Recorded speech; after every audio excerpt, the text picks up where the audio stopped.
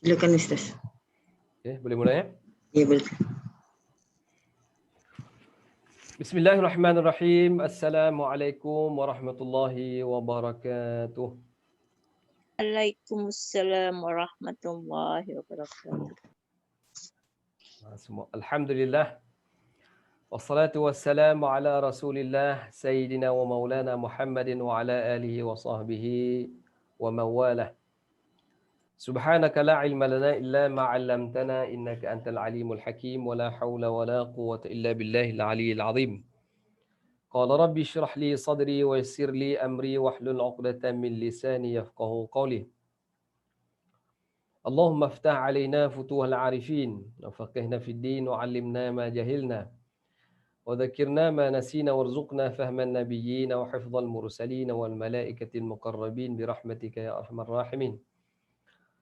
Allahumma ya hayy ya qayyum Allahumma nawwir qulubana bi nuri hidayatik kama nawwartal arda bi nuri syamsik abadan abada bi rahmatika ya arhamar rahimin. Fa amma ba'd.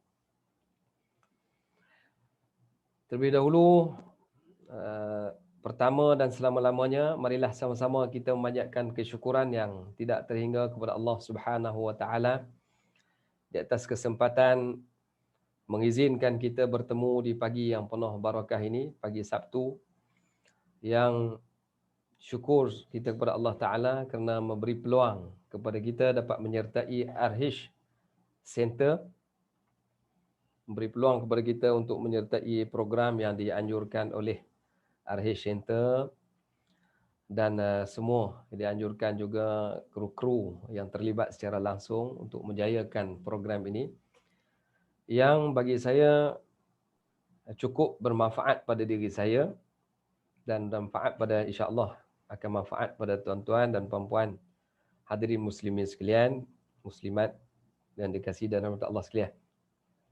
Kerana sesuatu ilmu kadang-kadang kalau kita nak pergi cari, kalau zaman Al-Imam Syafi'i rahmatullahi alaih, sehingga mak dia terpaksa halau beliau.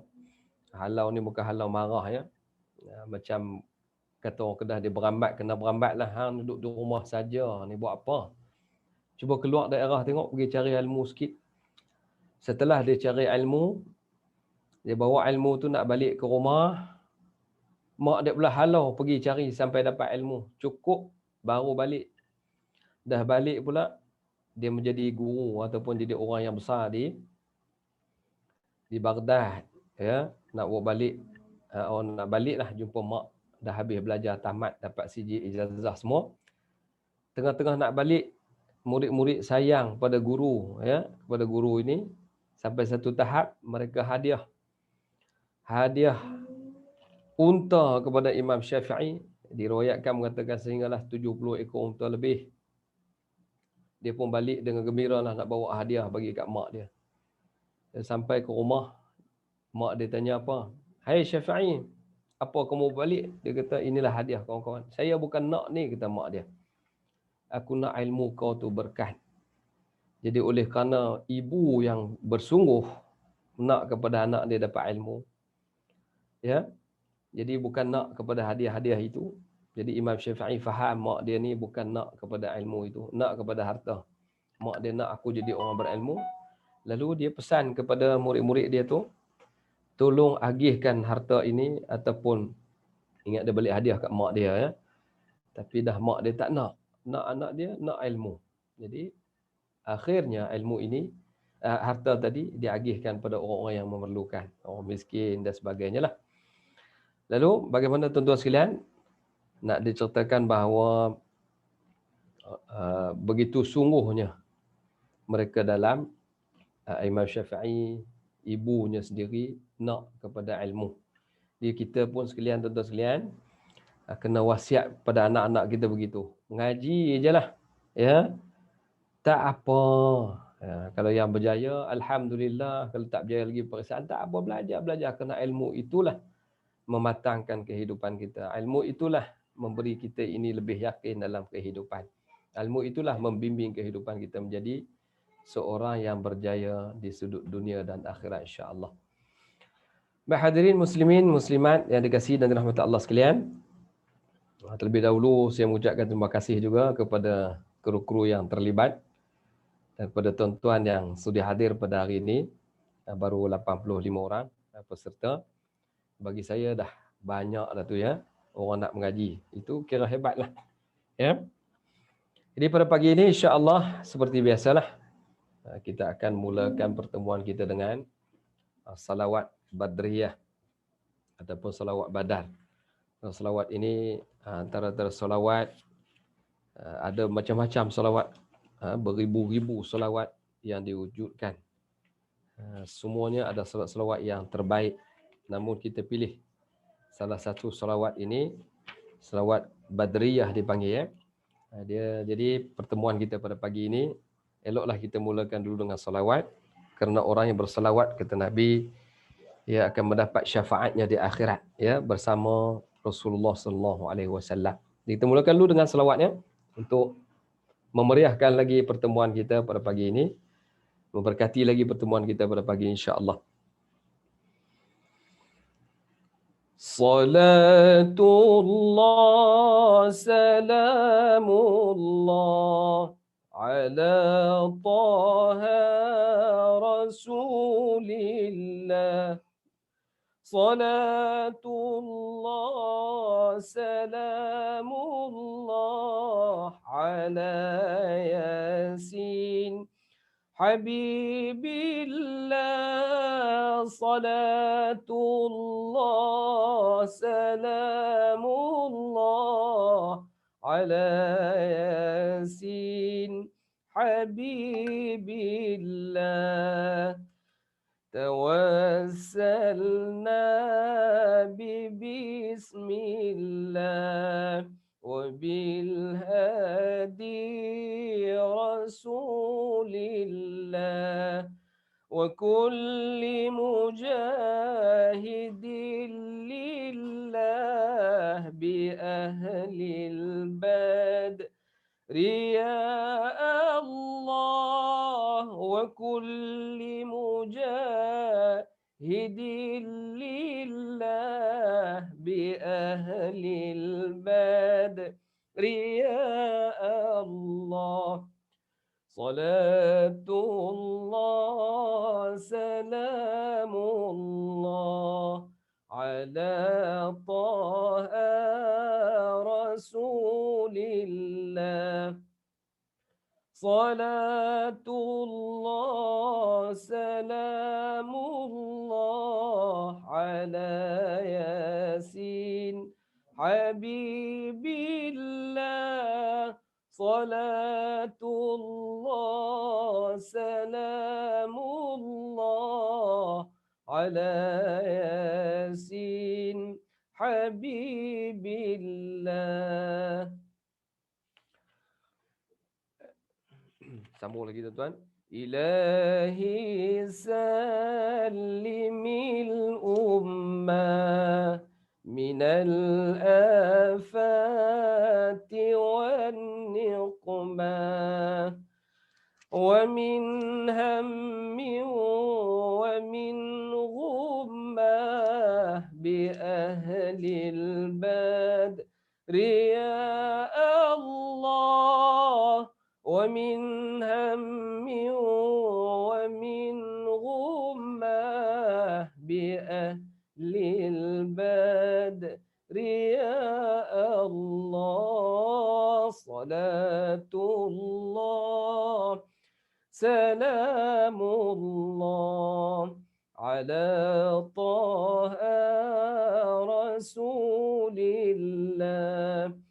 صلاة الله سلام الله على ياسين حبيب الله. صلاة الله سلام الله على ياسين حبيب الله.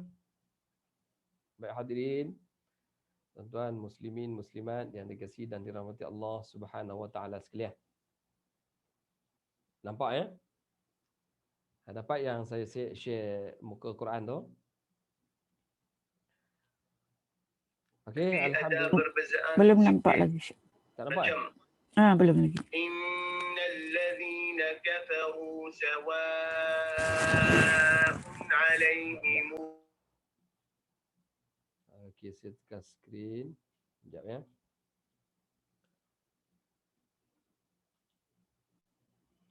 Ada? Nampak tak? Nampak ya? Tak ada, Ustaz. Tak nampak. Tak nampak ya? Cuma mana tak keluar pula.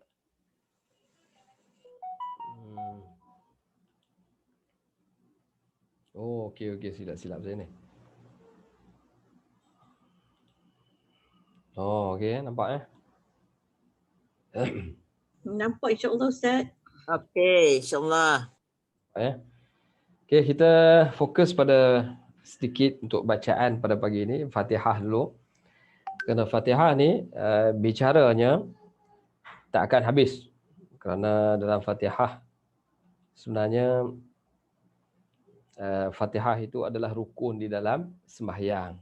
Ya, mana-mana guru pun dan mana-mana kita masyayikh, mereka akan fokus pada Fatihah dulu, bicara dalam tajwid kerana ia adalah bacaan di dalam sembahyang. Baik. Saya ambil masa seminit untuk saya tutupkan pintu sikit. Sekejap ya.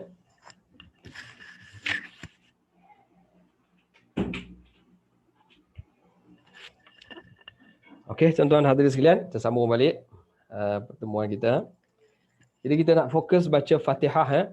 Fatihah yang kita baca sikit. Jadi Fatihah ni tuan-tuan kebiasaan menjadi buruan pada kita lah dalam kaedah bagaimana nak menepati sebutan, nak menepati bacaan.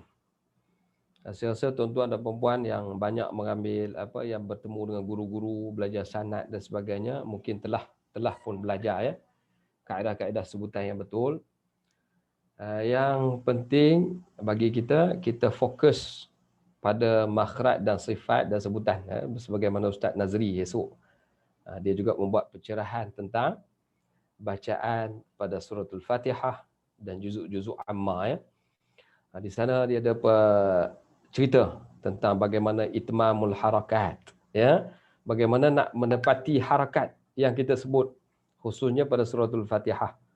Ya, pada surah Fatihah yang menjadi rukun dalam solat, maka kita kena belajar sehingga menepati sebutan itu. Kadang-kadang kita sebut menjadi apa?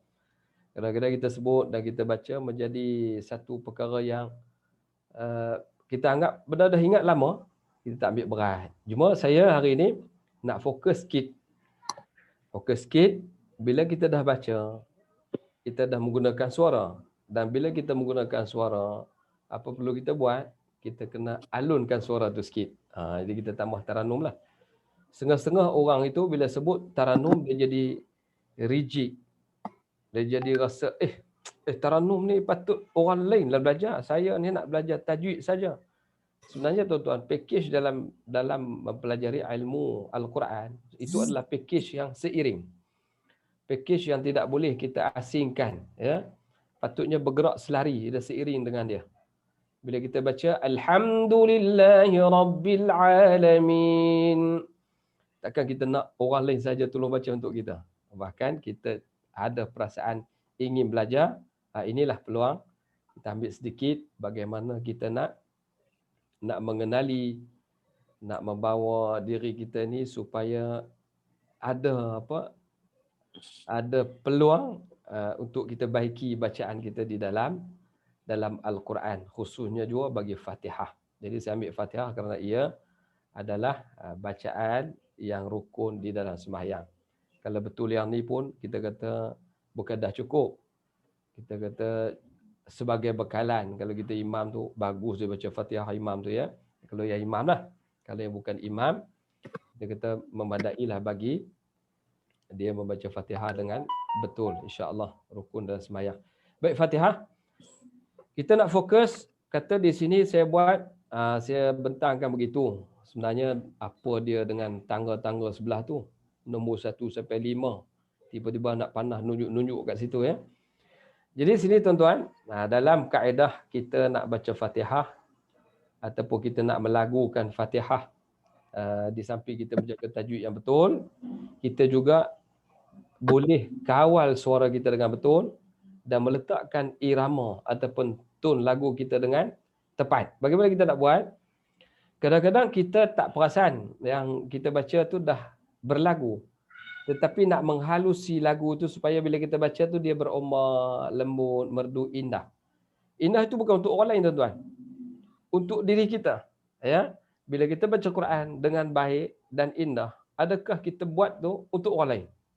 Sebenarnya untuk kita.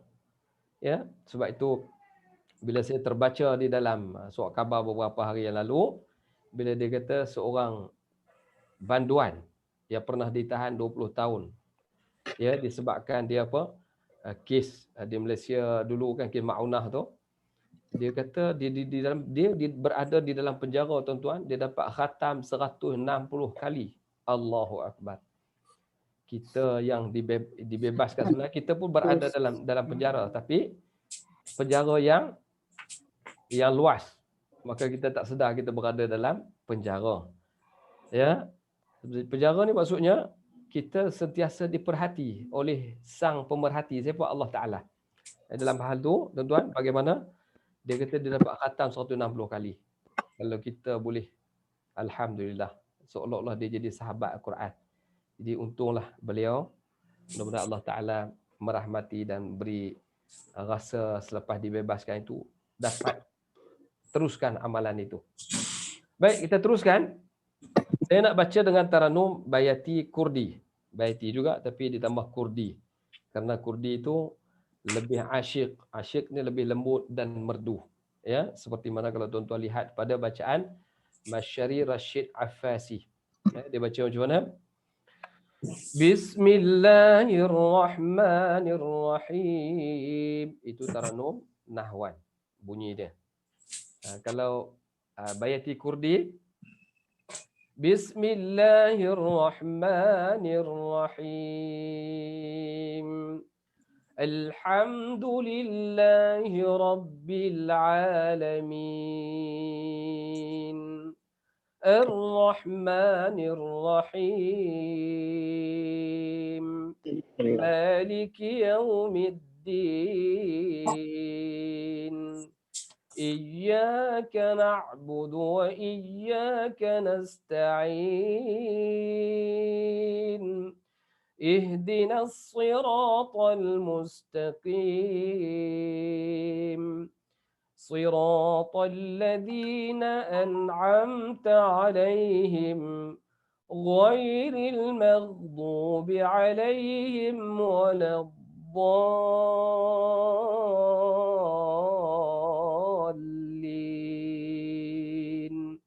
Amin. Itu bentuk Bayati Kurdi. Kalau tuan baca bunyi lain tu, Alhamdulillahi Rabbil Alamin, Ar-Rahmanir Rahim, Maliki Yawmiddin. Itu bacaan bagi taranum rast. Susah dah? Tak susah kan? Ustaz kata dia tak susah, sebenarnya susah bagi kami. Susah. Apa-apa ilmu pun dia jadi susah bila kita menyusahkan. Betul tak? Kalau kita rasa ada hati, terdetik di hati nak belajar, dia tak akan susah. Dia akan jadi senang, bahkan kita akan teroka, akan menerokai, akan terus belajar, akan mencari, akan melihat dan akan menilai, dan akhirnya kita akan buat satu research untuk diri kita. Kerana daripada research itu, kerana kita dah nampak, oh perjalanan begitu sahaja, kita akan buat kajian-kajian sehingga kita sendiri dapat kuasai ilmu itu.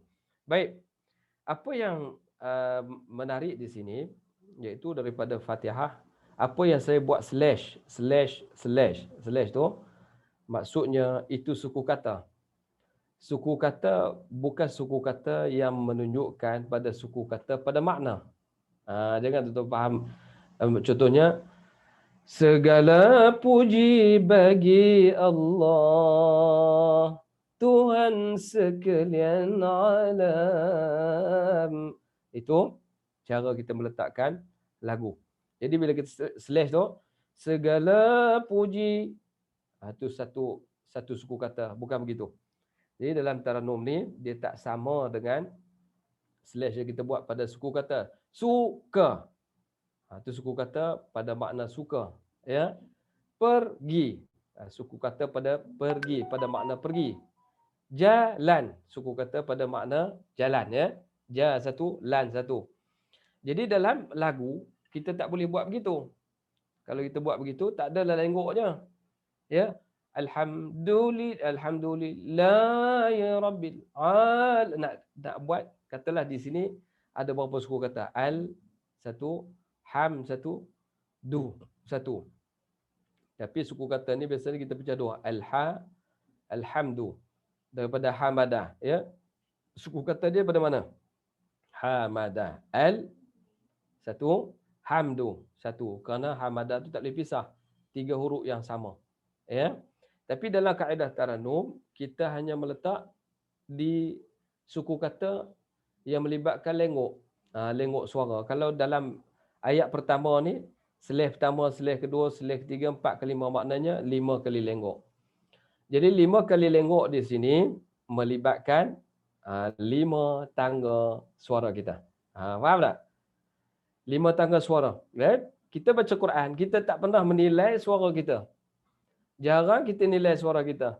Kita temin terjah aja. Ustaz, saya nak baca Alhamdulillahirabbil nasib suara dia sedap.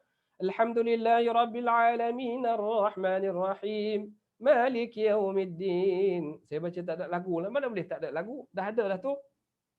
Bayati. Cuma kita tak menilai bunyi itu adakah bayati, adakah bunyi itu dah beralun, dah dikategorikan dalam lagu yang kita baca, ya. Hari ini kita nak kelas sikit sebab saya dengan Ustaz Nazri, kami dua ni masih dalam kajian, dan masih dalam membuat kajian, penelitian, penilaian dan penulisan kami dalam research, ya, research PhD kami. Jadi dia bentuk tafsir, ya, dalam bentuk apa, kaji ilmu tajwid yang melibatkan tajwid. Saya melibatkan ilmu suara, iaitu fokus pada Taranum.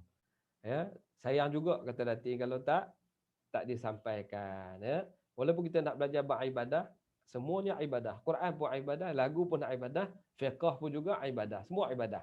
Kita selitkan sikit supaya ada maklumat-maklumat yang boleh kita ambil. Kadang-kadang kita tak menilai pada anugerah yang Allah bagi pada kita. Allah bagi kepala, tak pernah kita nak jaga rambut bagi cantik, contohnya, ya. Ustaz, tak apa dengar lah Ustaz, perlahan. Perlahan, ya. Ya. Kalau ikut saya ni dah habis full ni lah, full tu. Yang lain dengar tak? Yang lain dengar? Okey, dengar tak? Respon? Ada yang tak dengar?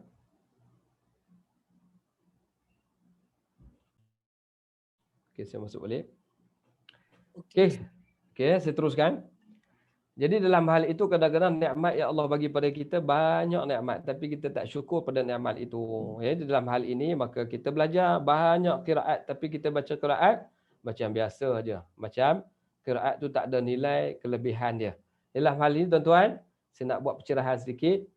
Jadi kita ambil ayat pertama sudah. Sebab tu saya bergaris pada pertama, sebab supaya tuan-tuan nampak kita ni dah beralun bacaan kita. Dah berlagu sebenarnya. Cuma lagu yang kita baca itu, sedar ataupun tidak, suara kita dah mempunyai tone. Ya. Kata saya sebut bayati tadi, bayati kurdi. Al satu suku kata bagi lagu. Contohnya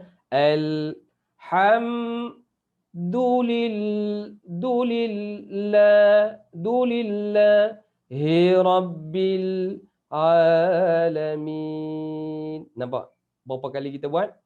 Suara kita dah lenggok ni. Alhamdulillahi rabbil alamin. Alamin rendah balik. Jadi kita tengok pada anak panah ni, ya. Okey. Al itu kalau kita lihat macam saya sebut sebelum ini, bagaimana kita nak membuka miftahul tabaqat atau miftahul maqamat, membuka suara kita. Kita nak kenal dalam kaedah bacaan murattal, tuan-tuan, inilah kaedahnya. Saya belajar dengan orang Arab juga, nama dia Syekh Bahlul. Bukan Bahlul ya, Bahlul macam kita menyumpah orang tu ya. Syekh, kalau Indonesia nak ubah sikit, dia tak mahu sebut bunyi Bahlul. Bahlul tu macam sumpah kita aja. Dia sebut Syekh Buhlul. Bezalah sikit ya. Syekh Buhlul ni banyak, dia seorang yang pakar bidang taranum ni. Dia duduk di asal orang apa Libya. Sekarang ni menetap di Qatar buat sementara kot. Banyak diundang ke sana. Bila saya ke Qatar dulu, bertilawah di sana, bertemulah dengan guru ini. Saya tanya dia, bagaimana Syekh kita nak buat lagu untuk murattal dalam sembahyang? Dia tak ini. Lihat kaedah ini. Dia pun buat. Dia mula pada bawah ya. Mula daripada sini.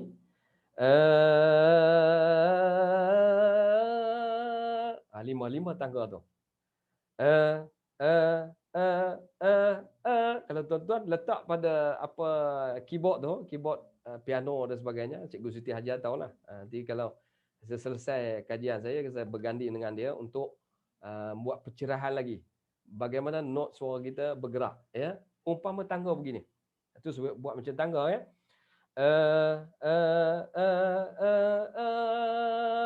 Ni atas sekali. Untuk murattal cukup sesuai. Kalau untuk taranum yang Jakim buat tu memang tak sesuai lah. Sebab itu lebih tinggi lagi not dia. Jadi kita mula dengan not yang berada di harakat ataupun tabaqat taranum nawa. Kita petik piano. Deng deng deng deng deng. Kalau tali gitar pun deng deng deng deng deng. Nampak? Suara kita dah naik tu.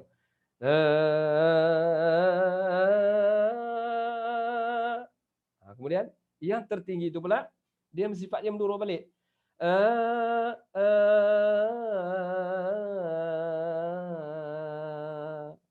Jadi macam mana nak baca Quran ni? Takkan ya ayyuhallazina amanu, itu orang yang tak pandai nilai. Ya, jadi anak panah ni membantu kita nak mengenali pergerakan suara tadi. Macam mana? Bila nampak? Ham mana 1 dan 5. Kita akan bacalah. Itu yang serta mengenal murattal berlagu dan birraqmi. Raqmi itu maksudnya berlagu dengan menggunakan kaedah nombor ni. Syekh Buhlul tak buat nombor. Saya yang buat nombor tu ya. Tuan-tuan faham ya. Maksudnya 1, 5. Suara kita tadi 5 tangga. Katalah dalam murattal kita baca itu paling tinggi. Ni 5.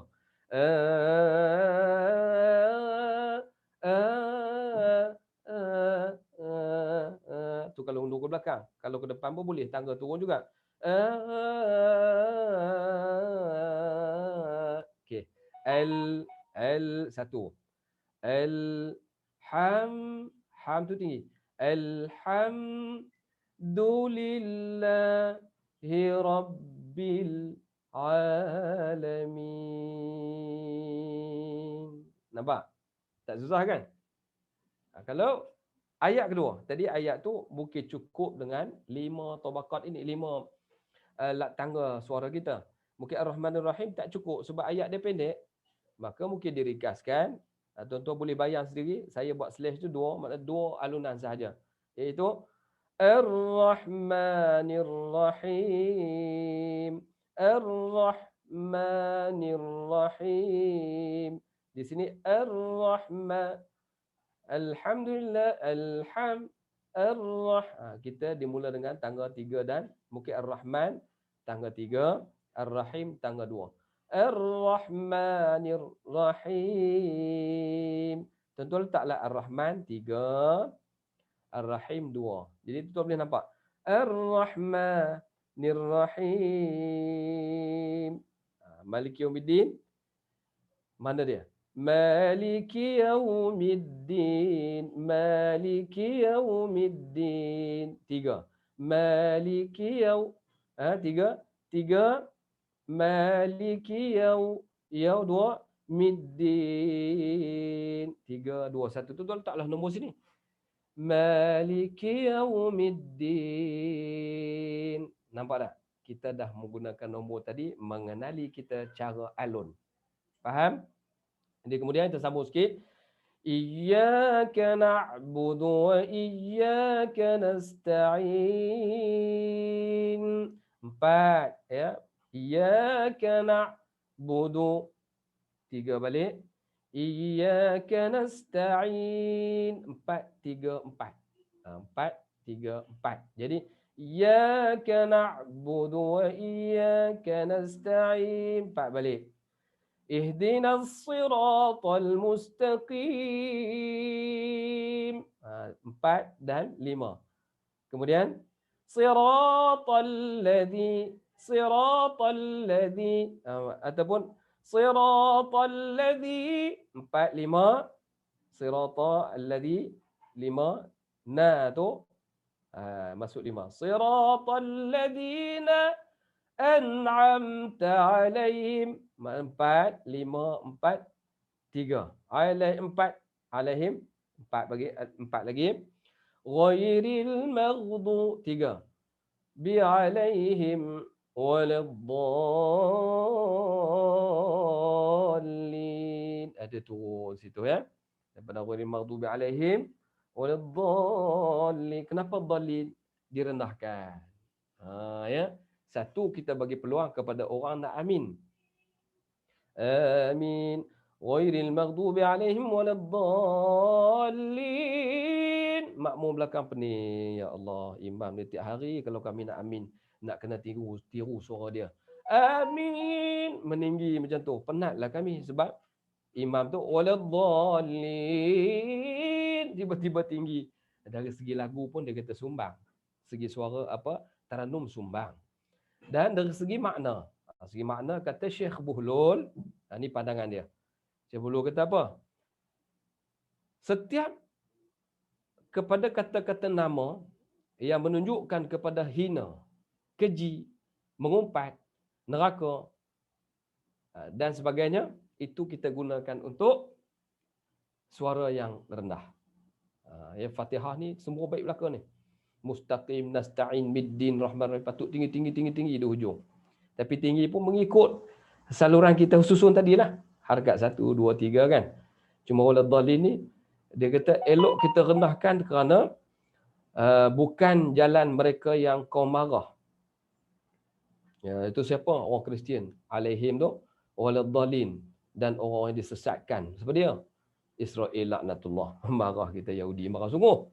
Sebab apa? Mereka ni bersifat degil, khianat, kafir dan benci pada Islam. Dan menipu Nabi-Nabi. Dan bukan sekadar itu, bunuh Nabi. Sebab itu sifat orang kafir. Jadi, maghdub waladdallin ini menjadi perkataan yang mereka cukup marah pada orang Islam. Tiap-tiap kali mereka sembahyang tak ada hina kami je. Iaitu al-maghdub orang Kristian, waladdallin orang Yahudi. Mereka ini hari-hari Islam pun amin. Perkenalkan Tuhan. Oi. Mereka ni memang macam tu. Jadi tu dia duk marah benda-benda macam tu. Bagi orang-orang yang beriman dari sudut iman kesesatan mereka itu, dia marah. Orang Islam ni memang tak ada kerja lain. Doa kita bagi jahat. Bukan kita doa. Allah yang buat ayat tu. Sebab mereka lawan Tuhan. Bukan lawan dengan kita ya. Jadi waladdallin tu direndahkan kerana mereka sesat. Dia kata Syekh Buhlul, elok menggunakan kalau nar, azaban nar. Rendahkan kerana sifat rendah ni hina. Ya, rendah ni hina. Ada rendah yang mulia tapi rendah hati, rendah kepada ketakwaan lain. Kalau rendah kepada iman ni, rendah kepada iman macam orang kafir ni, direndahkan kerana hina ya. Baik, selesai sikit ya penerangan sudut tu. Kita akan jumpa lagi pada minggu depan. Kita kupas lagi bagaimana nak meletakkan lagi lagu-lagu yang sesuai mengikut harakat begini ya. Tuan-tuan faham ya? Nanti kita akan share juga gambar-gambar begini supaya tuan-tuan nampak bagaimana kedudukan suara kita dan tuan-tuan dapat melagukan bacaan dengan baik. InsyaAllah. Ya, mudah-mudahan kita dapat istiqamah dan meneruskan pembelajaran kita, baik dalam tajwid, dalam taranum, dalam fiqh dan sebagainya. Baik, kita teruskan kepada perbincangan utama kita, iaitu berkenaan dengan apa kita nak bincang tentang fiqh ya. Jadi sebagaimana yang saya sebut hari itu, kita nak utamakan, kita lihat kepada yang pertama sekali, iaitu kita nak fokus pada simulasi amali wuduk bagi orang-orang yang sakit. Ya, bagaimana orang-orang yang sakit ambil wuduk yang ada jabirah. Jabirah di sini ialah iaitu ada dia punya penghalang. Jadi saya nak buka ya pada tuan-tuan, untuk tuan-tuan tengok di situ bagaimana tuan-tuan dapat gambaran awal. Ya, mungkin tuan-tuan dah pernah lihat di YouTube dan sebagainya, tapi di sini saya nak share dengan tuan-tuan, iaitu dengan share dari sudut gambar ya. Saya terus share, saya tengok, tuan-tuan perhatilah kalau nampak, kalau dapat dengar di situ ya.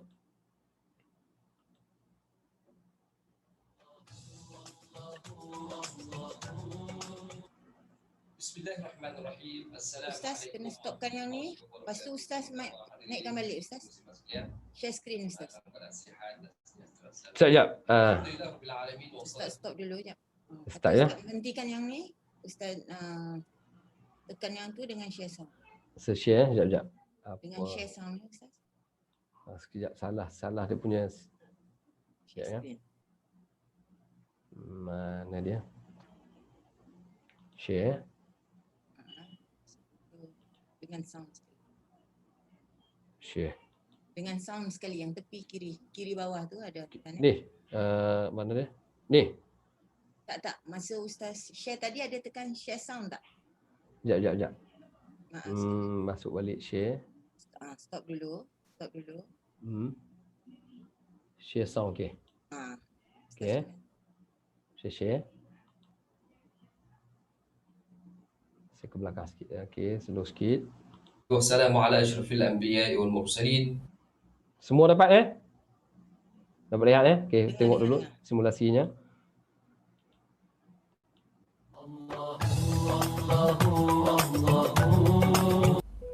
Bismillahirrahmanirrahim. Assalamualaikum warahmatullahi wabarakatuh. Apa khabar hadirin muslimin muslimat sekalian? Kita tuan tengok dulu ya, dalam lebih kurang 10-20 minit jugalah simulasi itu. Nanti kita akan bicara terus kepada tayamum sebagai simulasi penerangan tentang bagaimana wuduk bagi orang-orang yang keadaan sakit. Nanti kita akan bicara bagaimana hukumnya. Wallahu a'lam. Mudah-mudahan dalam keadaan sihat dan sejahtera selalu. Alhamdulillah rabbil alamin, wassalatu wassalamu ala asyrafil anbiya'i wal mursalin wa ala alihi wa sahbihi ajma'in, fa amma ba'd. Alhamdulillah, syukur kita kepada Allah Subhanahu wa taala kerana pada hari ini kita bertemu lagi siri yang kedua, iaitu dalam bab wuduk bagi orang-orang yang terdapat di anggota wuduknya, iaitu al-qasa, iaitu buluk ataupun belat yang dibuat oleh orang tua dulu, ataupun sekarang diistilahkan dengan simen bagi tempat-tempat yang patah, ataupun dibalut dengan benda ini ya, iaitu disebut bandage ya. Dan yang berikutnya menggunakan plaster. Plaster ini membantu untuk melekatkan jarum ataupun tempat-tempat luka yang ringan tetapi berbahaya, mudarat dan sebagainya. Baik para hadirin sekalian, pada hari ini kita akan melakukan simulasi bagaimana kita nak berwuduk bagi orang yang ada jabirah tadi. Ya, ini simulasi, maksudnya lakonan. Bukan betul lakonan, tetapi lakonan sebagai gambaran yang betul berlaku pada orang-orang yang terkena atau orang-orang yang ditakdirkan Allah kena musibah sakit yang demikian pada anggota wuduk. Mungkin dalam seumur hidup kita pernah berlaku sekali. Mungkin juga tak berlaku pada kita dalam seumur hidup kita, tetapi berlaku pada anak-anak kita, ahli keluarga kita dan sebagainya. Takkan kita nak biarkan mereka tidak sembahyang ataupun sembahyang dalam keadaan jahil, yang tidak faham, solat yang tidak sah disebabkan, ataupun solat yang kita kata buat menghormat waktu, ya, dan akhirnya dia kata biarlah kita qada di kemudian. Tak apa ustaz, kita qada kemudian.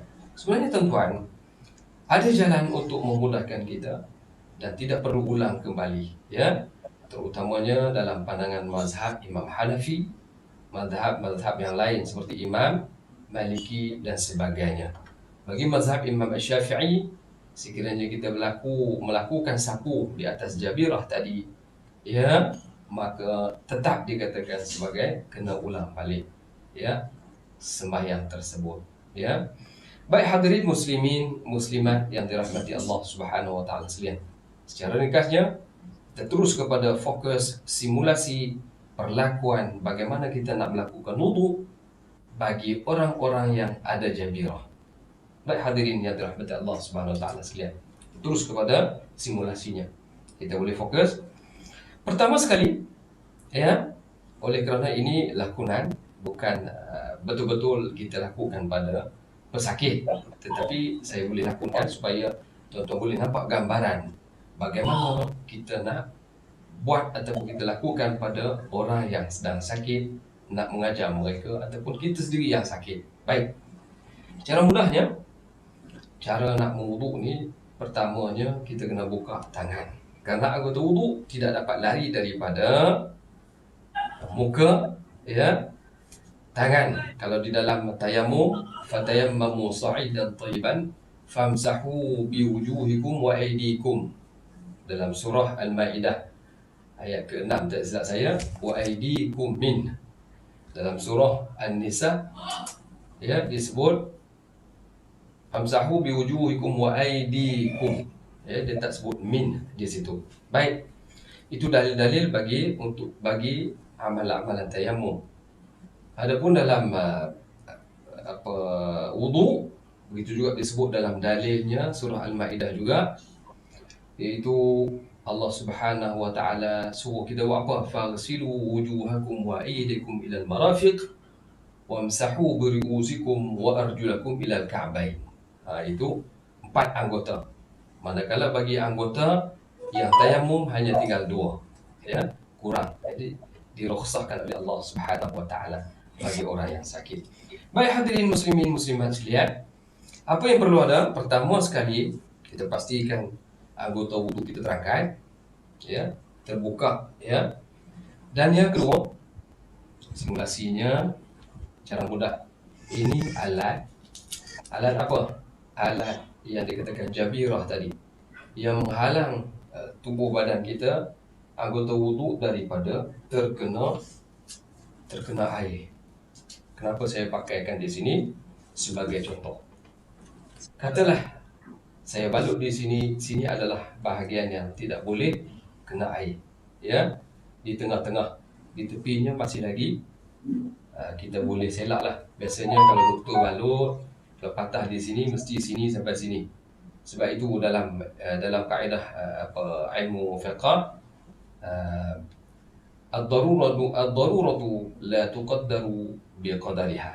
Darurat itu sepatutnya kita kena letakkan pada had mana yang boleh, ya. Jangan kita kata meletakkan, kalau dah kena sini balut satu tangan, kalau boleh dikurangkan, ya, kurangkan, ya. Di dalam hal ini saya buat satu contoh. Ini bahagian balut yang tidak boleh kena air.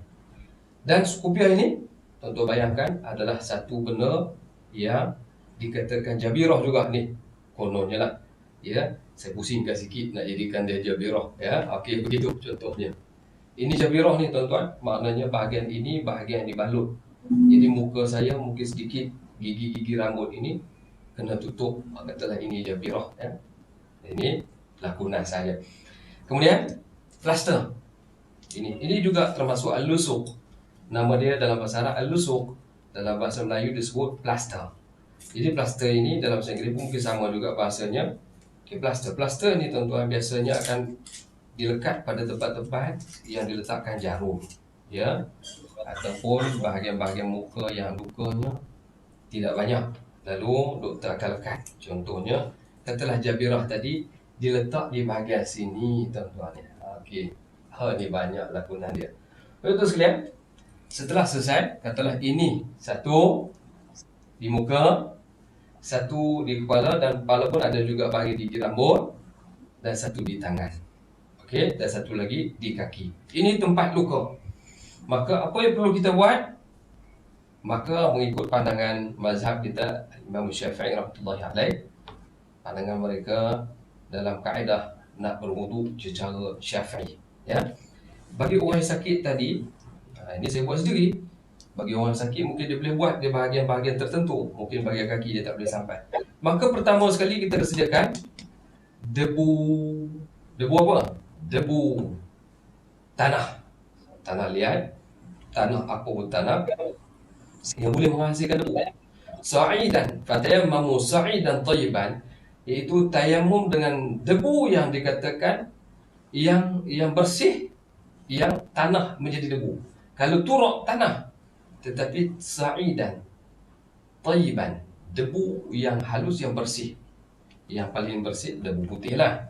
Ya, di sini biasanya ada jual, HPA ada jual. Tapi saya bukan ejennya untuk mempromosikan perkara itu. Ada jual lah, tentu boleh cari kat HPA. Debu boleh katakan juga HPA jual debu yang boleh kita makan, minum gitu. Jadi debu itu kalau kita dapatkan, kita boleh dapat debu untuk tayamum. Di hospital pun mungkin ada jual. Tapi tuan-tuan sekalian, bila kita simulasi, kita gunakan bedah ajalah sebagai contoh kepada debu. Sebab bedah pun debu, tapi bedah bukan alat tayamum. Debu alat tayamum kerana debu itu daripada tanah. Tanah itu mestilah diambil daripada tanah liat dan tanah apa-apalah untuk kita jadikan debu, kena ayak padanya, kemudian barulah kita buat tabur sebagaimana saya buat sekarang ni. Sekurang-kurangnya 2 sudu pun dah cukup, tuan-tuan, ya. Macam nak masak apa sup lah, ya. 2 debu serbuk pewangi ataupun serbuk penaik, ya. Okey, dalam hal ni dah saya sediakan umpama 2 sudu yang kita tabur di atas ini debu. Ya, debu. Bila ada 2, tuan-tuan, dia sebenarnya boleh kita terus tepuk atas dua-dua ni, tak ulang balik tepuk tempat yang sama, dia tak panggil mustakmal.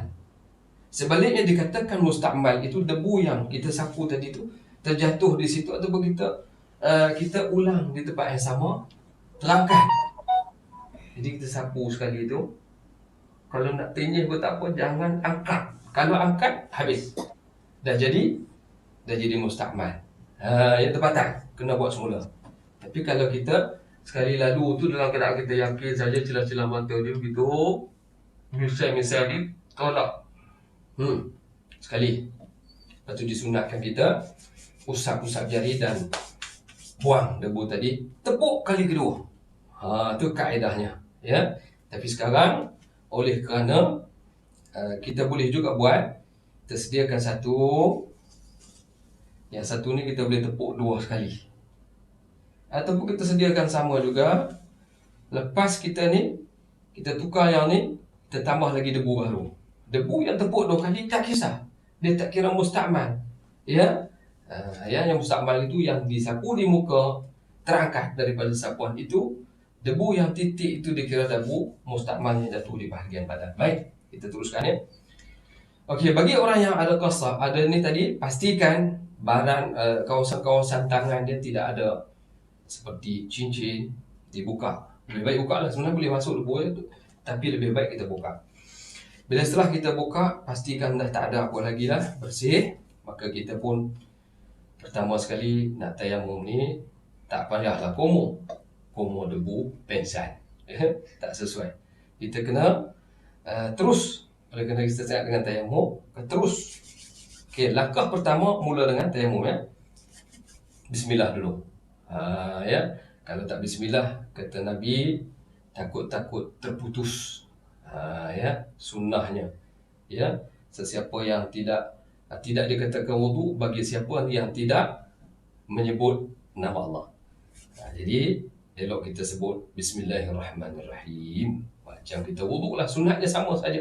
Cuma bezanya dikurangkan tadi basuhan, iaitu bersapu kepala dengan sapu ya di kaki. Ya. Terus tak ya? Letak. Letak itu.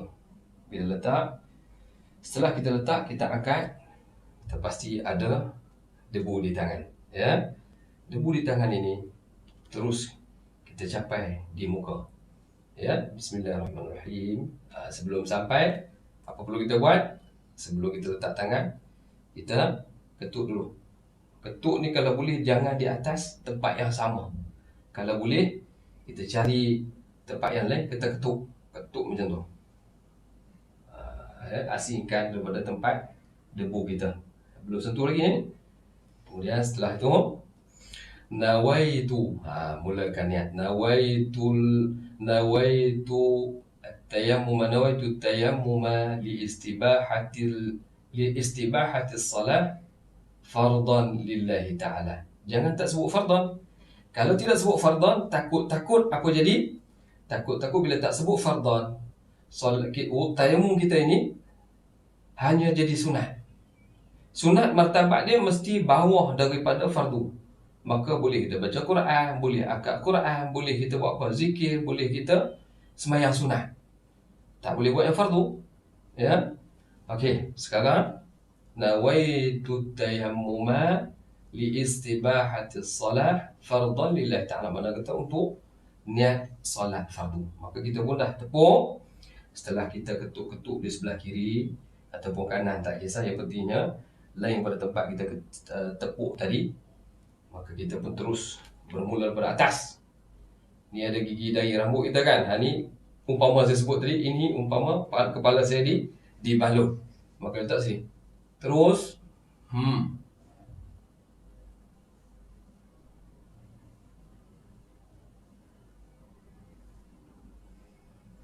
selesai. Kita pun habis selesai satu. Sekarang kita tepuk kedua untuk tangan. Maka anggota wuduk tadi ni yang ada plaster dah kita sapu di atas. Sini pun dah gigi-gigi ya. Nampak muka pun dah bertampung lain kan. Okay, kita pun tepuk kali kedua. Tepuk kali kedua untuk kita sapu di tangan sebelah kanan dan kiri. Okay, kita pun nipiskan debu. Nipiskan untuk kita sapu kali kedua. Okay, kali kedua letak di sini. Jari ini dengan jari ini letak. Terus kita tolak di bawah tangan kanan. Dan kita belik di sini, pusing. Ya. Tolak terus. Ya. Jangan terus sampai ke hujung. Ni. Pergelangan lebih ya. Tolak sampai sini. Jangan angkat. Kalau angkat dia kira mustakmal. Gitu. Dan tolak terus. Habis. Jangan sentuh yang ni. Kalau sentuh dikira mustakmal. Ya, maka dia masih ada. Kita pun sapu sini pula sebelah kiri. Tolak ke belakang. Sampai ke atas ni kita ringankan, jangan beratkan, takut sakit. Saya penghujung di sini. Ya. Okey, jangan sentuh lagi bahagian ibu jari. Di hujung sekali baru bertemu dua ibu jari. Selesai. Maka selesai. Langkah pertama. Tayammum adalah untuk membasuh muka. Setelah itu, langkah kedua, ya, mengikut pandangan mazhab kita, barulah diambilnya air untuk sapu di bahagian muka. Bahagian muka pula tadi ada apa? Plaster. Sini berbalut. Maka kita boleh sapu di tangan. Boleh sapu begitu. Dan boleh kita terus spray di muka. Spray sehinggalah air itu mengalir. Okey. Kalau sini plaster tak boleh kena air, kita tutup dan kita buat spin saja. Okey, bahagian ni. Begitu. Tutup. Dan tepi ni yang boleh. Atas dia jangan. Ya. Setelah itu nampak air mengalir, kita pun terus keduanya sapu. Ya, sapu. Di sini kalau boleh selak sikit. Selak sapu di celah-celah ni. Jangan angkat. Kalau angkat dia jadi air mustakmal, maka kita pun sapu. Ini anggap jabirah. Tak apalah, saya bukan kopiah lagi. Dalam pelakonan simulasi ini adalah jabirah. Okey, selesai. Jadi tayamum pertama langkah tadi untuk basuh muka. Nak basuh tangan, tak boleh terus menggunakan air ni. Kita kena tayamum balik. Ambillah debu semula kalau kita menggunakan tempat yang sama. Tak balik debu tadi. Ya, tak balik debu.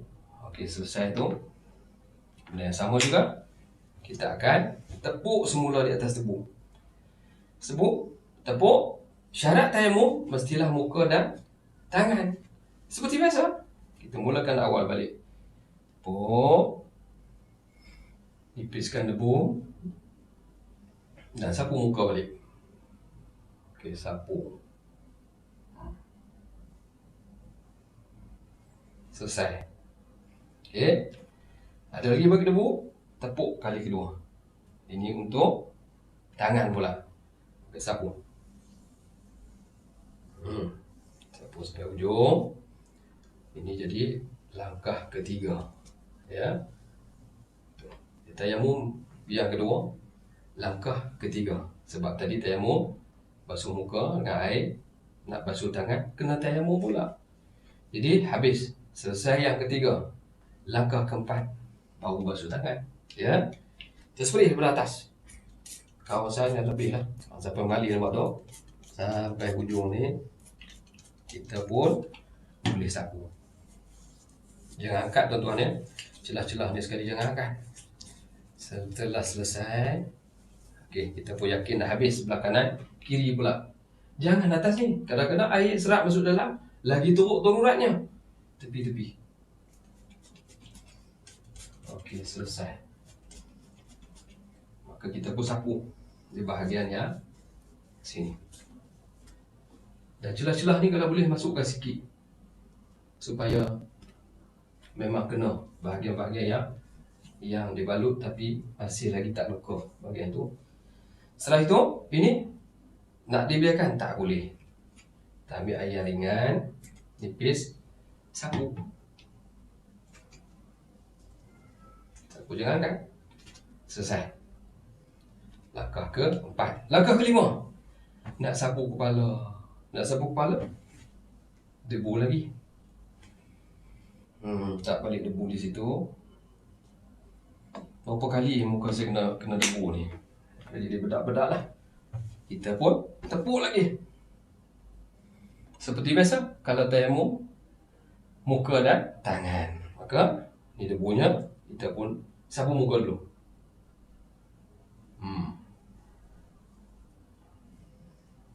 Jangan angkat. Masa kita sapu tu, telah misai dan sebagainya, boleh kita upah-upahkan. Selesai. Ya, sunat kita habiskan. Kedua, ya, ingat di langkah yang kelima. Seperti biasa, sapu bawah ni sampai hujung tangan ni, sampai pergelangan tangan. Sampai habis. Sini pula, sampai sini, sampai pergelangan tangan.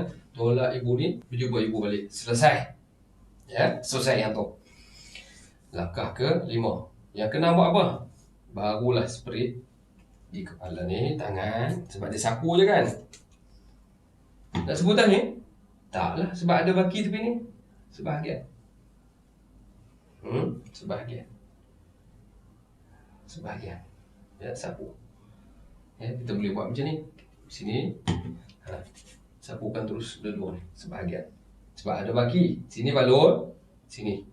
Kalau semua balut, sapu atas. Ya, sapu atas. Itu pun sebahagian. Ya. Langkah yang ke-6. Ke-7. Macam mana? Nak basuh kaki. Sebelum basuh kaki, tayamum ni untuk basuh kaki. Tambah debu lagi. Ni yang ke-6. Maka ke-6, yang ke-7 kan. Okey. Sekali lagi. Biasa, seperti biasa, tayamum menyapu muka. Selesai. Sekali lagi kita tepuk. Seperti sunat. Tekan. Sekali lagi. Dari bawah, tolak ke atas. Dari bawah, tolak ke atas kiri dan kanan. Selesai tak? Selesai langkah ke-7. Langkah ke-8. Apa perlu kita buat? Barulah kita bergerak ke bahagian bawah hujung kaki kita, iaitu basuh kaki. Okey. Okey, hadirin sekalian, yang ke-8. Selesai tadi. Langkah yang ke-7 itu bagaimana kita dah tayamum, habis berdebu tangan saya tengok. Ya, berdebu ni. Tuh, dah tak jadi orang dah. Baik, kita sambung yang ke-8 dengan kita basuh kaki. Ya, ni nak basuh kaki. Kaki berbalut juga. Jadi bila kaki balut, kita nak spray semua ke? Patut basuh semua kan? Dah. Sekarang kita spray di bahagian yang boleh kena air dulu. Kita dah yakin. Kita gosok dia. Celah-celah ni jangan angkat, nanti mustahmal. Okey, spray tambah. Maka selesai. Dan di celah-celah pembalut tadi. Kemudian di sini dah lebih atas, kita spray lagi. Di celah-celah ni, ya, ambil semir. Untuk atas ni, bagaimana kita nak buat? Kita spray seperti biasa. Sapu di atas. Okey, selesai. Untuk kaki yang kedua, oleh kerana tidak ada sebarang pembalut, maka spray macam biasa, kita basuh terus. Mengalir tu, kita gosok dia dengan gunakan celah-celah jari dengan anak-anak jari kita. Jari tangan. Jangan lupa bahagian tumit Nabi besar sangat, suruh basahkan. Ya, dah selesai. Kita basahkan semua. Selesai. Itu sehingga langkah yang ke-8. Langkah ke-8 ini ialah kita membasuh menggunakan air. Jadi hadirin sekalian, itu sebagai contoh untuk kita mengambil wuduk bagi orang yang berjabirah tadi, ya, berplaster, balut kepala dan juga balut tangan dan kaki. Ya, itulah mengikut pandangan mazhab kita. Ya, nampak tak apa jadi? Jadi dalam hal ini nanti kita akan bicara di dalam perbincangan kita yang selanjutnya, bagaimana pandangan mazhab lain. Adakah boleh kita talfiq dengan mazhab mereka supaya kita mengambil wuduk lebih mudah dan tak jadi seperti ini, ya. 8 kali 4 tayamum, 4 membasuh. Akhirnya apa jadi? Penuh debu di muka kita dan sebagainya. Ini satu pandangan dalam mazhab kita. Nanti kita akan bertemu dalam perbincangan selanjutnya, iaitu pandangan mazhab lain terhadap menyapu jabirah. Ya. Wallahu a'lam. Wassalamualaikum warahmatullahi wabarakatuh.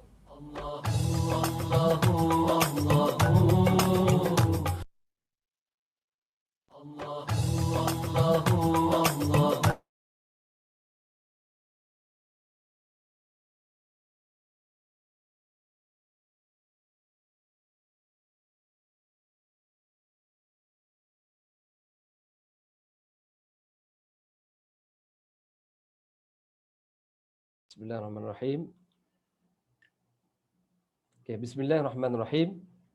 Tuan-tuan hadirin muslimin, muslimat yang dikasihi dan dirahmati Allah Subhanahu Wa Taala sekalian. Mudah-mudahan dengar Ustaz, Ya. ada yang beberapa soalan, tak tahulah kalau Ustaz nak jawab sekarang ataupun minggu depan ke, tapi mungkin sebab kami tengah tengok tayamum ni, jadi mungkin lagi mudahlah kalau untuk pemahaman. Saya buat penerangan dulu mengenai tayamum ya. Kita sekarang ni berada dalam tajuk tayamum tadi sebagai simulasi contoh yang ada kaitan antara amalan kita wuduk dengan air bercampur dengan apa tayamum. Itu mazhab kita lah. Pandangan mazhab Syafi'i. Sebab itu dalam hal ni JAKIM sendiri, sebagaimana buku yang saya telah edarkan kepada tuan-tuan tu sebenarnya telah pun diedarkan oleh pihak JAKIM di dalam e-book, dalam internet. Ada e-book ya. E-book itu sama dengan buku yang saya tunjuk kepada tuan-tuan minggu lepas.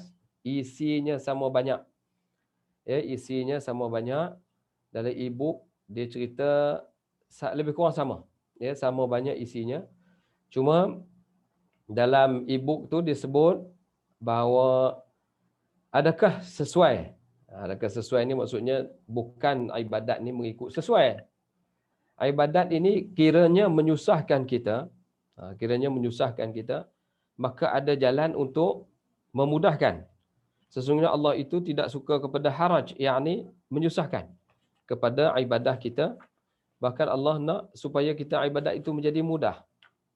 Ya, bagaimana kata Ibnu Umar, man kana lahu jurhun ma'subun. Ini dalil menunjukkan Ibnu Umar sendiri, sesiapa yang ada luka dibalut, maka wuduklah, sapulah di atas balutan itu.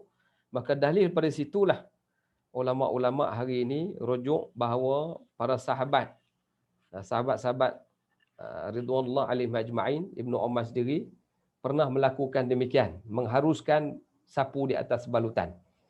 Mazhab kita Al-Imam Syafi'i, ya, kita lihat dulu kesimpulan daripada amalan wuduk tadi sebelum kita pergi ke tayammum. Jadi amalan wuduk tadi yang dicadangkan oleh mazhab Syafi'i. Cuba kita perhati di situ betapa banyak kali, ya.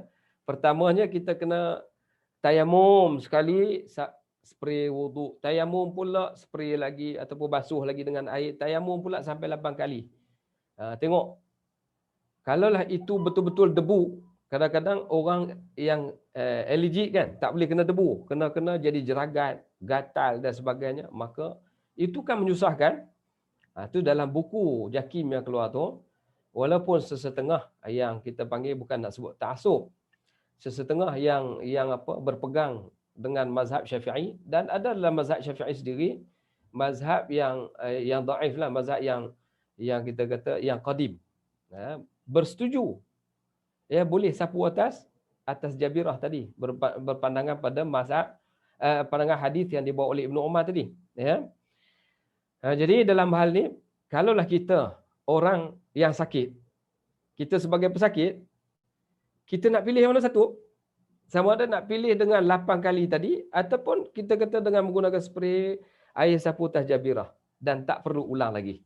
Seperti mana disebut sini, kesimpulan semuanya mazhab Syafi'i dan Hambali, wajib wuduk itu sapu dan tayamum di atas jabirah tadi. Jadi mazhab Hanafi dan Syafi'i dan Hambali wajib berbuat macam saya tunjuk tadi. Manakala Ibnu Umar, Ibnu Abbas, Hasan Basri, ulama tabi'in. Itu ulama tabi'in tu. Kemudian mazhab Hanafi dan Maliki, Imam Muzani, sahabat Imam Syafi'i. Itu ulama, termasuk ulama yang qadim, pendapat qadim dalam mazhab Syafi'i. Imam Syafi'i qadim, dan 7 fuqaha Madinah yang masyhur, pendapat yang paling kuat bagi mereka memadai menyapu di atas jabirah. Kalau dalam hal ni, sebab itu Jakim bermesyuarat, dia kata cukup sapu dan wuduk di atas jabirah tadi, kerana meringankan kaedah kita wuduk tadi. Kalaulah 8 kali tuan-tuan macam tadi kan, tuan-tuan nak marah dekat siapa? Apa Imam Syafi'i? Itu yang jadi hari ini orang-orang yang berpegang pandangan seperti mana mereka yang berpegang sebagai contoh Salafi lah, kalau sebut Wahabi lah bahasanya kan di Malaysia. Dia kadang-kadang hujah mereka itu macam ekstrim, macam tegas, macam marah. Tapi ada juga yang relevan, ya, dari sudut kaedah wuduk bagi orang sakit, ya. Bukan maksudnya dulu boleh sekarang tak boleh, dulu tak boleh sekarang boleh. Maknanya Islam bukan begitu. Islam mesti disandarkan pada dalil yang asal. Asar dalil itu daripada Quran, dan asar dalil itu semuanya daripada hadis Nabi, dan semua hadis Nabi pun termasuk hadis-hadis yang dhaif, yang lemah di situ. Cuma fuqaha tabi'in daripada fuqaha tabi'in ni, maksudnya daripada Imam Ibnu Umar, Ibn Abbas, sahabat Nabi tu, Hasan Basri, mereka ini berpandangan memadai. Sebab kalau ada sesiapa yang luka, kata berbalut dan sebagainya, boleh sapu atas tu. Dalil ni sahih. Mereka terus berpegang dengan dalil itu. Dalam hal ini tuan-tuan, kita nak talfiq ataupun taklid lah. Taklid dalam ibadat. Kalau talfiq ni kita kata dalam ibadat itu berlaku kita wuduk dalam kita bermazhab Syafi'i tapi mengalih sekejap kepada mazhab Hanafi dan mazhab Maliki bagi memudahkan waktu kita sakit. Bahkan pihak JAKIM bermesyuarat, buku ni keluar pada 2012 Ustaz saya, sebelum Syekh Muzaffar pergi melancong pula silap pergi ke ke angkasawan. Naik angkasa. Jadi JAKIM keluar bagaimana nak wuduk di atas apa? Atas jabirah, atas kenderaan, atas awan ataupun atas angkasa. Bagaimana nak wuduk? Waktu itulah JAKIM mula keluarkan buku-buku seperti ini sebelum Syekh Muzaffar naik bukan ke bulan, ke angkasa ya. Jadi untunglah untuk kita sebab ada orang tolong kaji dan tolong fatwa untuk kita. Jadi memudahkan. Jadi yang berikutnya, tak perlu sapu atas balutan sekiranya tidak mampu, maka gugurlah basuhnya, tak perlu basuh. Ini pendapat Asy-Sya'bi dan Daud Az-Zahiri dan Ibnu Hazm dan pandangan ulama-ulama semasa. Jadi kalau dah sakit tak perlu sapu lah. Itu pandangan tu bagi kita sesuai kita berpegang pada pandangan kedua, dan JAKIM sendiri pun memberikan hujah-hujah dengan membenarkan pandangan yang kedua tadi, iaitu mazhab Maliki, Hanafi dan Maliki. Sapu saja, tak perlu dengan wuduk dan tak perlu ulang balik. Wallahu a'lam. Ya, mudah-mudahan kita fahamlah dari sudut bagaimana nak wuduk cara orang yang sakit. Sekarang ni kita nak tengok berikutnya. Saya nak share slide sikit, iaitu cara wuduk tayamum. Seringkas saja.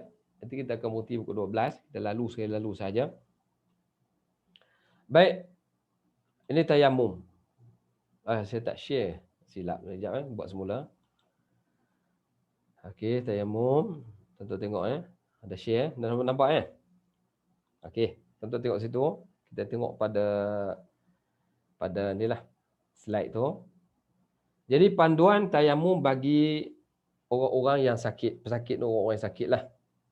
Jadi kita tengok tayamum segi bahasa ialah, tuan-tuan carilah maknanya, iaitu qasdu ataupun tawajuh. Kita tahulah qasad, tawajuh kita adalah untuk kita memudahkan bagi orang yang ketiadaan air. Jangan pandang bila kita kata tadi dah ada air, sapu-sapu tak perlulah tayamum. Tayamum ni debu lah, serabut lah. Jangan sebut macam tu, sebab syariat tayamum asalnya wujud. Asalnya ada dalil athar daripada Al-Quran. Jadi kita tak boleh tolak kerana hikmah. Ketika mana sahabat Rasulullah SAW bersama dengan Aisyah, bersama dengan Nabi sendiri, Rasulullah, bersama dengan bapa mertua Nabi iaitu Abu Bakar. Ketika mana dalam musafir, tiba-tiba libadun. Libadun ni iaitu satu, dia panggil apa, kalung kesayangan Rasulullah, kesayangan Aisyah, mungkin hadiah daripada Rasulullah ketika kahwin. Ada riwayat cerita begitu. Jadi jatuh dalam musafir itu, sehinggalah bila jatuh, Aisyah minta kepada Rasulullah, tangguh sekejap. Ya Rasulullah, ada benda yang terjatuh. Lalu Rasulullah kata, tak apa sahabat-sahabat sekalian. Rasulullah sebagai pemimpin, dia tak boleh segera menceritakan, tak payah jalan, ini kepentingan peribadi saja. Dah, pemimpin ni dia jaga semua. Ya, sebab tu kita tuan-tuan, dalam keluarga, anak kena jaga, isteri kena jaga, itu yang utama. Ya, sebab kita ketua dalam keluarga, dalam jiran, seterusnya masyarakat kampung kita, Korea kita, masyarakat sekitar kita, besar sikit daerah-daerah kita, kemudian satu negeri dan negara, dunia amnya. Bagaimana kita kena berlemah lembut. Bagi Rasulullah tadi, kalau dia nak marah pun boleh Aisyah. Itu peribadi, tak payah. Boleh kan? Tapi bila pemimpin, dia tak boleh tunjuk sifat yang macam tu. Tunjuk sifat lemah lembut. Tak apa sahabat-sahabat sekalian, boleh minta sekejap, kita tunggu ada benda yang terjatuh tu. Ya? Kita tolong Aisyah. Ya? Jumpa. Lalu Rasulullah, Abu Bakar pun datang pada Aisyah, kata Aisyah, Ata ni datang kepada aku Aisyah. Abu Bakar. Dia tak sebut Abi. Kalau Abi itu maksud Ata ni Abi, maksud telah datang pada aku, bapa aku. Maksudnya macam nak marah sifat tu. Tapi Ata ni Bani Abi. Telah datang sekumpulan sahabat bersama bapa aku. Aisyah bercakap bahasa Bani Abi itu maksudnya lemut. Datang Aisyah, apa jadi ni? Bahasa lembut. Kita pun dengan anak isteri, dengan kawan, cakap macam tu. Apa jadi ni Aisyah? Dah tadi kalung yang hadiah kahwin tu jatuh. Oh tak apalah, kita berhenti cari sekejap. Tengah-tengah mencari tu, di padang pasir je, tapi jatuh dengan kala mungkin nak sama dengan tanah pasir tu, maka lambat jumpa. Akhirnya tuan-tuan, sehinggalah nak masuk subuh, Aisyah tak solat lagi. Bagaimana? Lalu turun ayat. Turun ayat, wa in kuntum ala safarin, wa in kuntum, apa ayat surah Al-Maidah tu? Wa in kuntum marda aw ala safarin aw jaa ahadun minkum minal ghaib. Mana akhirnya disambung ayat fatayammamu sa'idan. Ya. Aula mastumun nisa falam tajidu ma'an. Maksudnya kalau tak ada air, maksudnya tadi orang yang pergi bilik air, buang air, tiba-tiba apa aula mastumun nisa atau menyentuh perempuan, ya, ataupun falam tajidu, mereka itu terbatal wuduk, lam tajidu, tak ada air, fatayammamu, ya, yang tak ada wuduk lagi kita nak solat ni. Macam mana nak solat? Kata Allah, Aisyah dah nak habis dah dekat subuh dah ni. Ada pendengar kata nak solat subuh dah ni. Macam mana nak solat wuduk? Tak ada ni. Maka fatayammamu sa'idan thayyiban, turun ayat tu. Dalam surah Maidah ada sebut ayat ke-43, dalam surah surah An-Nisa, dalam surah Al-Maidah ayat 6. Ya. Dua ayat lebih kurang sama. Fatayammamu sa'idan thayyiban famsahu biwujuhikum wa aydikum min. Ada fatayammamu sa'idan thayyiban, fatayammamu sa'idan thayyiban famsahu biwujuhikum wa aydikum. Selesai. Maka setelah selesai dalil itu menunjukkan bahawa persyariatan pertama, bahawa syarak, segi syarak, barulah datang syarak bahawa wuduk kalau tak ada air, segi syaraknya ialah menyapu muka dan kedua belah tangan meliputi siku, debu tanah yang bersih mengikut syarat-syarat yang tertentu yang difardukan sebagai ganti wuduk, tuan-tuan sekalian. Maknanya syariat ini datang. Jangan kita kata tak perlulah wuduk tu, nak buat apa? Itu dalilnya. Wa in kuntum marda aw ala safarin aw jaa ahadun minkum minal ghaid aw lamastumun nisa falam tajidu ma'an fatayammamu sa'idan tayyiban famsahu biwujuhikum wa aydikum min. Itu surah Al-Maidah. Ya, bagaimana kata Allah, dan jika kamu sakit tidak boleh kena air ataupun dalam pelayaran atau salah seorang dari kamu datang dari tempat buang air ataupun kamu sentuh perempuan sedang kamu tidak mendapati air untuk wuduk dan mandi, maka hendaklah kamu bertayamum dengan tanah debu bersih, iaitu sapulah muka kamu dan kedua belah tangan kamu dengan tanah debu. Ya, ayat ke-4, ayat ke-6 surah Al-Maidah. Ini mazhab. Dalam mazhab mazhab fiqh itu, mazhab Syafi'i ada menyebut tentang sebab-sebab membolehkan tayamum, antaranya ialah kerana keuzuran yang menghalang daripada menggunakan air. Disebut dalam kitab Fiqh Manhaji, di mana terhalang daripada menggunakan air semasa, sama ada halangan yang nyata seperti ada air di tempat yang berhampiran tetapi tidak jauh dari situ pula ada musuh yang ditakuti. Musuh nak bunuh kita ke, harimau nak makan kita ke, dalam hutan kan, ada air tapi nak keluar bahaya, ataupun dalam halangan syarak, iaitu seperti takut apa?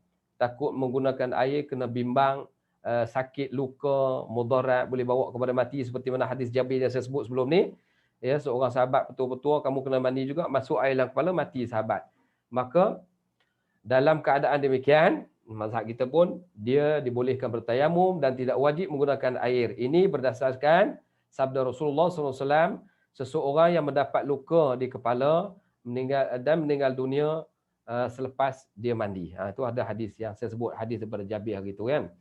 Kemudian dalam hadis ini, innama kanat fihi ay yatayammama aw ya'siba ala jurhihi khirqatan thumma yamsaha alaihi wa yaghsila sa'ira jasadih.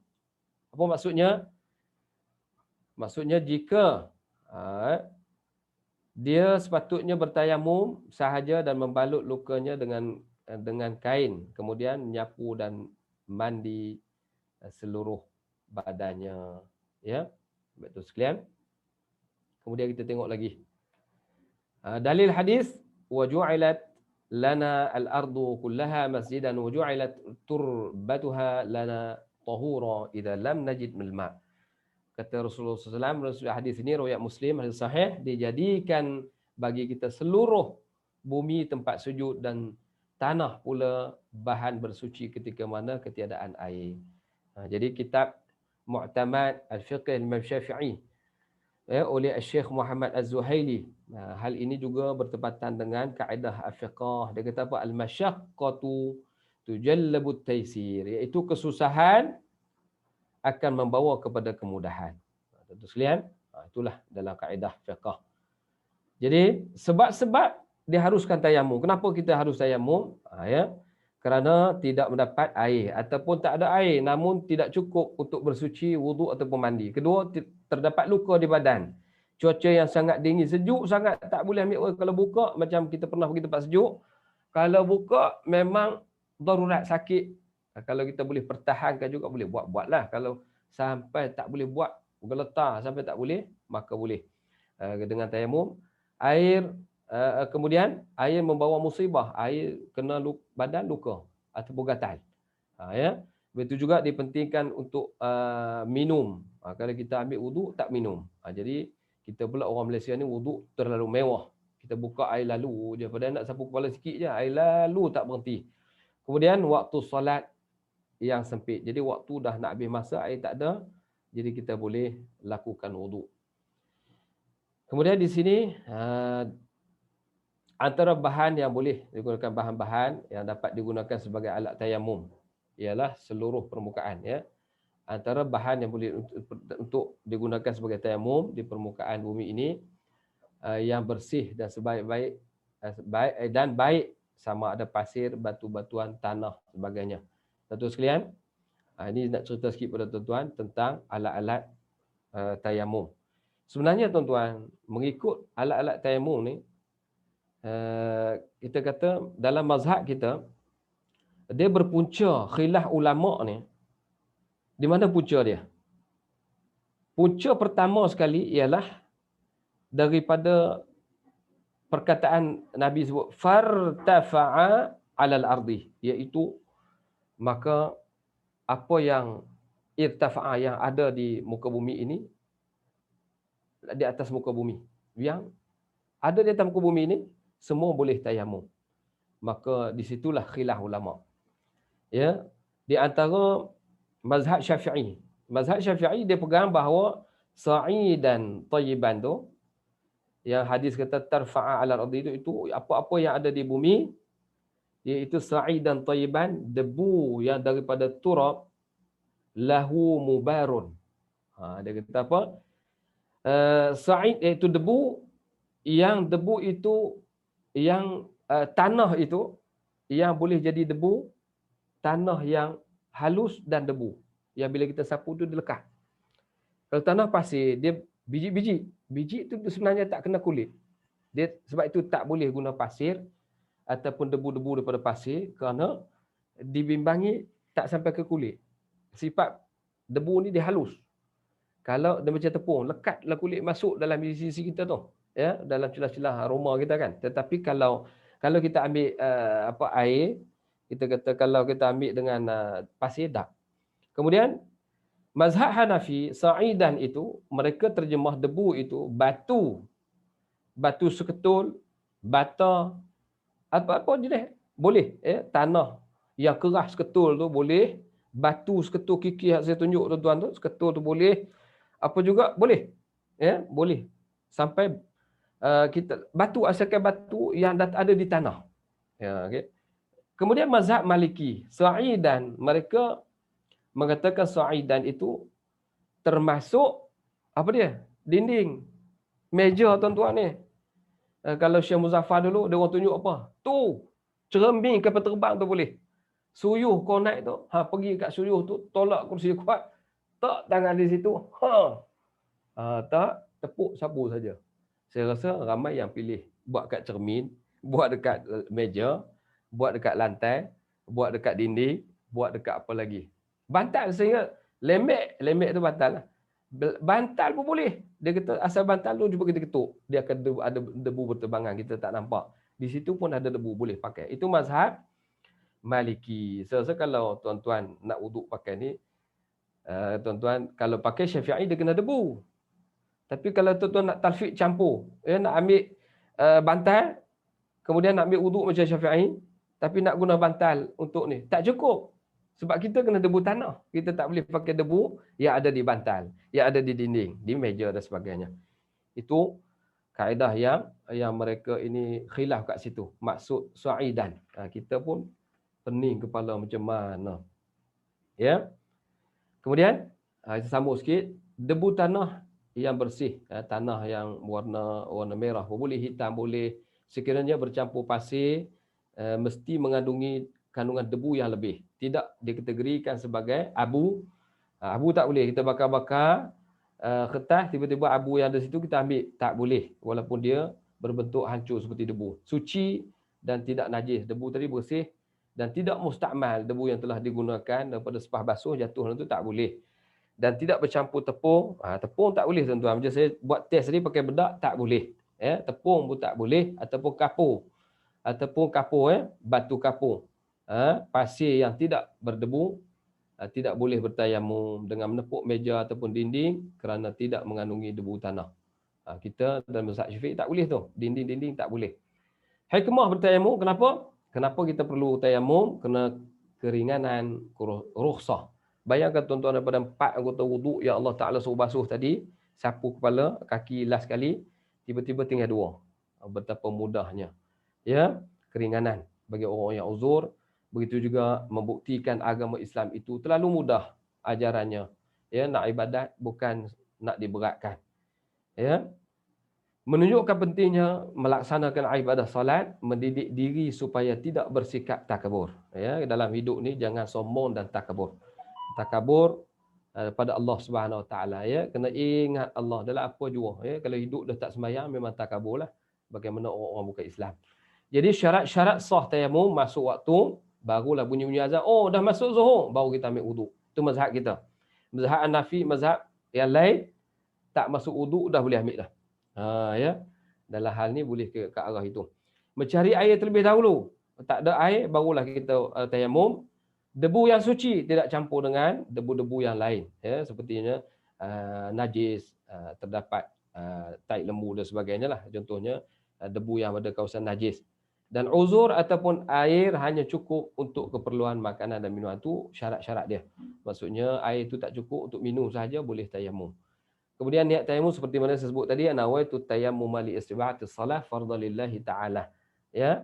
Kemudian sebab contoh sebagai saya buat simulasi tadi, tuan-tuan tengoklah tu kaedah tayamum, iaitu menepuk, memindahkan debu tangan, menepuk pada tapak tangan ke tanah debu, kemudian menyapu muka.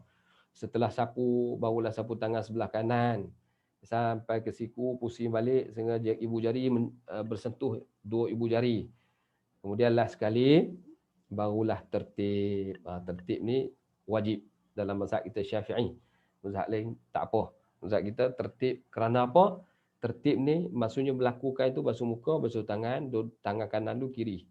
Ya, jangan pandai-pandai basuh tangan kiri dulu baru kanan. Sebab tangan kanan sakit. Tak boleh. Ya, mesti kanan dulu. Walaupun tangan kanan ni berat sakitnya. Kemudian doa dia seperti biasalah. Walaupun doa kita kata wuduk, digunakan doa wuduk juga pada tayamum. Jadi perkara sunat, sunat-sunat ni baca bismillah, menghadap kiblat, mendahulukan menyapu tangan, menipiskan debu tangan. Jangan ambil macam tadi, ya. Kita ambil, nipis-nipiskan dulu. Tetapi debu tu putih dia nampak. Ya, sebab tu dalam kaedah wuduk Imam Syafi'i tadi, saya rasa yakin ramai yang tidak bersetuju. Ya. Kenapa tak setuju? Allah, Ustaz, bertampurlah muka saya dengan tanah merahnya, kena telekung lagi, apa semua kan merah habis. Sebab itu Jakim, dia berbincang balik, tak adakah rukhsah, kemudahan pada orang yang sakit. Lalu dia keluarkan buku tadi tu tuan-tuan, atau merujuklah, mungkin saya dah edarkan tu, baca di situ. Bagaimana orang yang ada separuh balut, sakit sini, balut sini, boleh. Kaedah dia telah pun diterang dalam tu. Kena ulang balik tak? Ada yang dikatakan tak perlu ulang balik kerana dah atas menyapu. Itu sebenarnya kita dah talfiq dengan mazhab Maliki, mazhab Hanafi. Ya, kerana memudahkan. Kalau tidak, seperti mana saya buat tadi, mazhab Syafi'i saya tadi kan. Kalaulah debu tu tanah hitam kononnya, hitam habis ni. Tempat balut kita pula di hospital ni, kebiasaan balut mesti putih sebab dia nak tengok yang kotor dengan najis. Dia tak balut dengan hitam. Orang Syiah aja balut dengan hitam, wallahualam. Jadi kita balut putih, dia kalaulah debu tu merah, debu hitam tu dia nampak kekotoran tu. Jadi apakah salah Imam Syafi'i mengeluarkan fatwa begitu? Ini penelitian mereka terhadap ibadah pada Allah SWT. Ikhtilaf ummati kata Nabi rahmat. Ikhtilaf mazhab kita ni rahmat. Mungkin dalam bab tayamum kita rasa berat dari sudut Imam Syafi'i. Tapi dalam sudut keimanan, dalam sudut kemudahan-kemudahan yang lain, Imam Syafi'i ada lagi kemudahan dalam bab-bab yang lain. Dalam bab tayamum mungkin berat. Ya, kita nampak tu dia ustaz sekali sapu sekali bersih, sekali sapu sekali apa debu. Lepas tu debu pula campur dengan air kita bersih dia masuk 2-3 kali dalam tu. Kalau hak muka jeragat banyak tu tambah gatal, naik jeragat lagi 3 kali jeragat. Ya, betul tak? Macam saya pula sensitif muka kalau kena debu. Ada gatal, alergik, rasa macam alergik, rasa macam gatal. Padahal tak ada apa pun. Emosi kita terganggu kat situ. Kita rasa macam debu tu menggatalkan kita. Baik, perkara-perkara yang membatalkan tayamum, semua perkara yang membatalkan wudu, bila ada wudu, air wudu, maka batal tayamum. Mendapat air sebelum memulakan solat, ya, maka batal. Ataupun murtad, keluar pada Islam. Wallahu a'lam. Sekian penjelasan berkenaan dengan tayamum. Jadi sebelum saya berhenti, saya ambil 3 minit untuk penjelasan tentang niat, ya. Niat tuan-tuan, jangan kita anggap niat tayamum tu nawaitu tayammum li istibahati salat fardhan lillahi taala. Jangan anggap benda tu mudah. Jangan anggap mudah sebab apa? Bila sebut mudah, kadang-kadang ada kita sebut ada dalam buku-buku, setengah-setengah buku tuan-tuan beli kat kedai tu dia sebut nawaitu tayammum li istibahati salat lillahi taala. Fardhan tak sebut. Maka niat sunat tayamum tadi terjatuh kepada sunat. Dia tak sampai fardhan lillahi ta'ala. Tak sampai fardu. Tapi kalau tambah fardhan lillahi ta'ala, maka sampai ke tayamum. Tayamum fardu. Bila kita buat fardu, kalau Syafi'i cukup satu waktu, kalau mazhab-mazhab lain boleh semua setiap waktu. Tak payah wuduk dah, tak payah tayamum lagi. Tapi kita untuk satu waktu sahaja, bakinya kita boleh buat di masa-masa yang lain. Begitu, macam tu keadaannya. Nak solat pula, kena ambil balik tayamum. Sekali lagi. Itu dalam mazhab kita Syafi'i. Mazhab lain tak payah. Jadi dalam hal niat ini penting juga kita ambil. Sebab bila kita sebut sahaja aku tayamum kerana mengharuskan sembahyang fardu, maka kita boleh buat solat sunat, kita boleh juga mengangkat Quran, boleh juga kita baca Quran, boleh juga kita solat buat perkara sunat yang lain. Ya. Kalau kita sebut tayamum kerana mengharuskan sembahyang sahaja, maka tayamum tadi tak boleh buat untuk fardu. Solat fardu tak boleh, buat solat sunat saja. Kena niat semula, ambil tayamum balik. Saja aku tayamum untuk mengharuskan apa? Sentuh Quran. Kita ambil wuduk ni, tayamum ni kerana nak sentuh Quran, maka tak boleh buat solat sunat. Sebab tu niat penting. Niat ni penghalang segala perkara yang membatalkan solat. Contoh niat kita nak buat solat apa? Kalau tak buat solat, tak niat, semua terbatal. Ya, tak niat batal. Kerana niat tu penting. Sebab tu dalam kita puasa, kalau kita niat tak lapar satu hari. Tapi tengoklah kalau pukul 10 tak lapar juga, kita puasa. Dia pukul 8 dah lapar. Tentu boleh rasa kan. Kalau tak mula dengan niat, kalau bab makan, kalau kita pukul 10 baru saya nak makan. Kalau tak lapar lagi, ya, pukul 8 dah lapar. Tapi kalau kita niat, aku mesti puasa. Kunci, ikat saluran nafsu yang nak fikir nak makan. Tak ada. Tak makan apa pun tak lapar. Itu dalam bab sembahyang. Bab makan. Yang jelas Allah tunjuk pada kita. Tapi kalau kita tak buat, ya Allah, kalau kita tak apa niat, maka dia jadi kelonggaran. Sebab tu dalam sembahyang pun kalau kita Allahu Akbar, bukan nak sembahyang ni, saja-saja buat, tak sah. Kerana macam makan tadi lah, kalau tak niat dia lapar. Bagaimana solat? Kalau tak tentukan dia punya waktu dan sebagainya. Wallahu alam. Habis slide kita setakat itu untuk itu. Jadi saya nak baca sikit je soalan minggu lepas, ya. Ada 8 soalan kot yang bertanya. Soalannya begini. Nampak tak? Kena share dulu. Share Nampak? dulu, Ustaz. Tak ada, ni dah sekian wassalam. Okey, sekian wassalam. Saya masuk siri jawapan soalan. Saya sharekan. Ustaz share balik. Okey, soalannya situ, bolehkah sekadar mencelupkan kaki, soalan bahasa Selina, mencelupkan kaki di dalam baldi bagi pesakit yang tidak boleh bangun untuk wuduk dan anggota lain menggunakan botol semburan? Harus. Jawapannya harus. Kiranya ia mencelup pada celup, boleh ya. Tapi hanya sekali sahaja. Contohnya kita ambil wuduk tadi, kita tak mau spray, kita nak celup kaki, boleh. Tapi celup sekali itulah, dia jadi mutlak. Mutlak terjadi mustakmal lah, sekali itu sahaja. Nak celup pula kali kedua, dikira celup ni biasanya di tempat yang melebihi 2 kolah. Kalau nak celup, disebabkan gayung macam tangan kita celup dalam tu bagi Nabi buat, boleh. Ya, tapi nak celup, sebaik-baik celupan itu ialah di dalam air yang melebihi 2 kolah. 2 kolah ni berapa banyak timbangan dia tuan-tuan? Kalau dulu orang tua kata 12 tin minyak tanah. Tuan-tuan, tin biskut yang kita beli kat kedai tu, tin minyak tanah pun besar tu juga. 12 tin tu dikira dah 2 kolah. Kalau kita buh 13 boleh lah. Masa tu nak celup kaki pun boleh, kita masuk dalam tu pun boleh.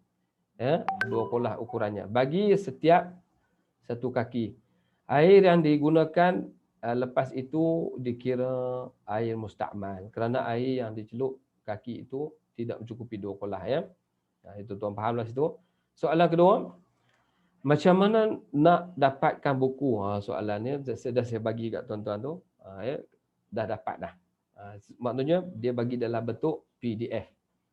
Ya, soalan yang ketiga daripada Rashidah. Okey, saya dah bagikan buku tadi.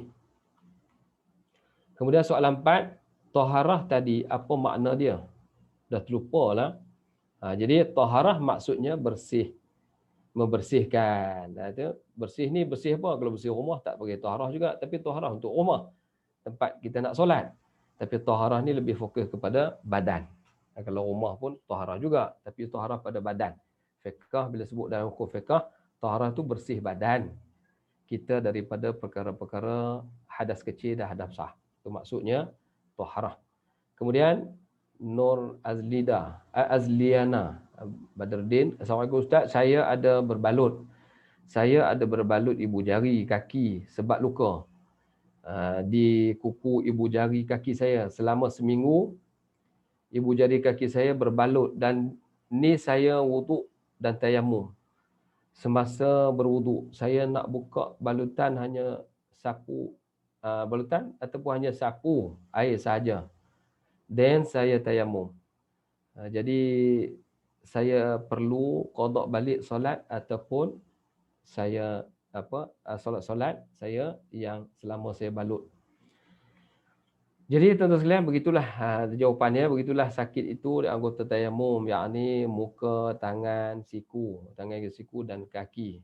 Muktamad mazhab Syafi'i, bagaimanapun mazhab Maliki, Hanafi, Hanabilah, iaitu pendapat syaz dalam mazhab Syafi'i, seperti kata Imam Nawawi, jabirah tidak semestinya dipasang ketika mana taharah untuk mendapatkan rukhsah.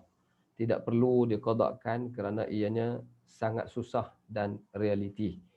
Jadi justru jika kita di sana terdapat masyaqqah, kesukaran dan kepayahan bagi pesakit dan ia berlangsung secara lama, berlebihan, bolehlah bertaklid dengan mazhab Maliki dalam hal ini. Ini juga merupakan pendapat daripada Profesor Dr. Yusuf Al-Qaradawi ya, dalam fiqh mu'asirah. Bahkan menurut pandangan ulama tidak perlu juga untuk melakukan tayamum sebagai ganti tempat wuduk yang tidak dibasuh tadi. Jadi ini pendapat Dr. Zul pula. Kami pendapat hanya rawatan biasa yang melakukan memasang jarum, tempat-tempat tampalan pada anggota wuduk hanya beberapa jam atau beberapa hari, bolehlah disapu air dan dilakukan tayamum. Kalau setakat pendek saja masa tu boleh buat. Dilakukan solat fardu ya, buat tayamum dan wuduk sekali. Dan diqadakkan apabila sesudah sembuh. Maksud dalam mazhab Syafi'i walaupun kita buat tayamum, buat apa semua, kena qadak balik selepas itu. Dan qadak balik selepas kita sihat. Namun jika rawatannya mengambil masa sampai sebulan, kesukaran pesakit nak qadak balik, panjang tu masa, bolehlah bertaklid kepada mazhab-mazhab lain seperti mazhab Hanafi, Maliki tadi, dengan sapu air di atas balutan tu sahaja, ya, tanpa perlu melakukan tayamum dan tidak perlu qada. Mereka berdalilkan zahir riwayat daripada Mauquf Ibnu Umar yang saya sebut tadi awal tadi kan, bahawa siapa yang terbalut kakinya memadai ni, hadis ni memadai sapu di atas tu sahaja. Wallahu alam ya. Maksudnya kalau puan yang bertanya tadi, kalau sakit dia tu tak lama, seminggu boleh cuba buat cara Syafi'i tayamum tadi, lagipun kita panggil apa, pendek, dah kena qada balik. Tapi kalau kita rasa takut dah bimbang, kita boleh tukar taklid dengan mazhab pandangan Dr. Zulkifli kita lah, Al-Bakri. Yang keenam, kemudian semasa kita bertayamum, daripada Nur Aziliana, sama juga dia kata sama ada semasa kita bertayamum, kita hendak hentak tangan untuk nipiskan debu tayamum. Adakah debu tayamum itu jatuh dikira mustakmal? Jadi di sini debu yang jatuh memang mustakmal ya. Tanah mustakmal ialah yang melekat di anggota tayamum, muka tangan kita ke tayamum, ataupun yang bertebaran setelah disapu pada anggota tayamum. Jadi tanah daripada tempat yang ditepuk pertama kali tidak dihukum mustakmal dan boleh digunakan seberapa banyak kali walaupun kuantitinya sedikit. Wallahu a'lam. Dan yang 7, bagaimana debu tayamum sintetik? Adakah terangkat tayamum tersebut? Syukran ya. Jadi tayamum mengikut mazhab Syafi'i, bukan ini debu sintetik. Debu sintetik ni tuan-tuan tak boleh digunakan untuk tayamum. Contohnya dicipta debu-debu yang lain pada tanah, tak boleh ya. Sebab sa'i dan thayyiban tu maksud debu daripada tanah, turab. Dia tak sebut debu daripada alat-alat yang dicipta. Contohnya kita mampu buat alat sintetik baru dengan plastik, tiba-tiba jadi debu. Dulu macam makanan beras, ditukarkan beras sintetik, daripada plastik jadi beras. Itu sebenarnya kalau makanan pun hukumnya dah jadi membahayakan kesihatan. Kalaulah debu yang daripada sintetik, tentulah tidak sah.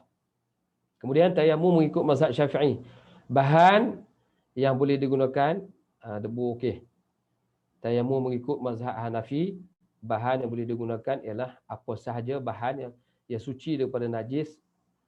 Tu apa, bahan-bahan semuanya daripada debu tanah dan alat-alat yang ada irtafa'a martafa'a fil ard, yang ada di atas muka bumi, bukan daripada bahan sintetik. 8 yang terakhir soalannya, adakah buku tu saya boleh beli? Buku boleh tak kita beli atau kita nak beli ke? Jadi saya rasa dah saya masuk ke dalam PDF e-book tu dah sampai pada tuan-tuan. Wallahu alam. Jadi setakat itulah perbincangan kita. Dah masa lebih sekitar 20 minit juga untuk penjelasan soalan-soalan tu kan. Jadi soalan berikutnya tuan-tuan bagi dan hantarlah dekat Puan Nazlina untuk kita kongsikan pada minggu depan, untuk kita cari jawapan, untuk kita dapat maklumat dengan lebih tepat dan lebih meyakinkan kita dalam kaedah bertayamum ya. Wallahu alam ya. Jadi soalan-soalan tuan-tuan boleh hantarlah kepada Puan Nur Haslina. Wallahu alam. Jadi saya stop share dulu ya. Okey. Dapat semua? Dengar tak? Semua dengar? Okey, kalau yang kita panggil apa? Dengar ya? Dengar. Jadi saya rasa setakat itu dulu untuk perbincangan berkenaan dengan kaedah tayamum, dan satu lagi yang simulasi tadi iaitu wuduk bagi orang yang sakit.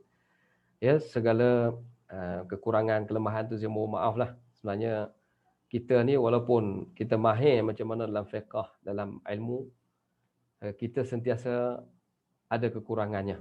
Boleh dibaiki, boleh kita cuba baiki lagi. Sebab fiqh ni luas, sentiasa berubah hukumnya. Dia lihat kepada masyaqqah dan masalah-masalah. Ya, masalah masyaqqah tu akan dinilai. Sebab tu dalam fiqh ada fiqh industri, ada fiqh muamalat, ada fiqh fiqh nak cantikkan muka. Untuk suami apa hukumnya pula. Suami duk tengok orang lain berkenan, nampak cantik, dia dah makin tua, boleh tak dia nak nipiskan alas keninya, nak hias sikit muka bagi cekang, ya, nak pakai collagen dan sebagainya. Itu sebenarnya tuan-tuan boleh kita kira atas perbincangan. Fiqh membenarkan selagi mana perkara perbincangan suami isteri itu dapat mengharuskan. Contohnya nak bagi nampak muda kerana suami. Kerana suami maka diharuskan. Tapi ada benda-benda yang tak dibolehkan, ya. Ada yang perkara yang diharamkan. Ya, ada yang dibolehkan. Sebab tu fiqh sentiasa berubah hukumnya. Jadi bab tayamum tak berubah pun macam tu saja sebab daripada dulu. Cuma tayamum digali ataupun digali maksud dicongkel maklumat-maklumat daripada mazhab lain, didatangkan campur dengan mazhab kita, mana yang boleh mendatangkan rukhsah dan memudahkan untuk kita ibadat kepada Allah. Tuan-tuan sekalian, mudah-mudahan tuan-tuan faham dan manfaat daripada apa yang saya sampaikan. Yang pertama, saya doa manfaat untuk diri saya, daripada tuan-tuan sekalian, manfaat pada tuan-tuan, dapat amalkan ketika mana kita sakit, dan anak-anak di rumah yang sedang sakit, boleh kita ajar pada mereka, ya. Wallahu alam. Segala baik pada Allah, terkurang kelemahan diri saya, yang mudah-mudahan Allah Ta'ala memberi manfaat pada diri saya dan pada tuan-tuan semua. Wallahu alam, jazakallahu khairan kathira. Aqulu qawli hadza, astaghfirullah azim li wa lakum. Wassalamualaikum warahmatullahi wabarakatuh. Saya benarkan tuan-tuan untuk mengundur diri, dan insya-Allah oleh kerana saya sebagai pengajar ataupun pemudah cara pada hari ini, saya benarkan tuan-tuan pergi dulu. Saya slow sikit di belakang pun tak apa. Silakan. Wallahu a'lam. Jumpa lagi insya-Allah minggu depan. Sama-sama. Assalamualaikum.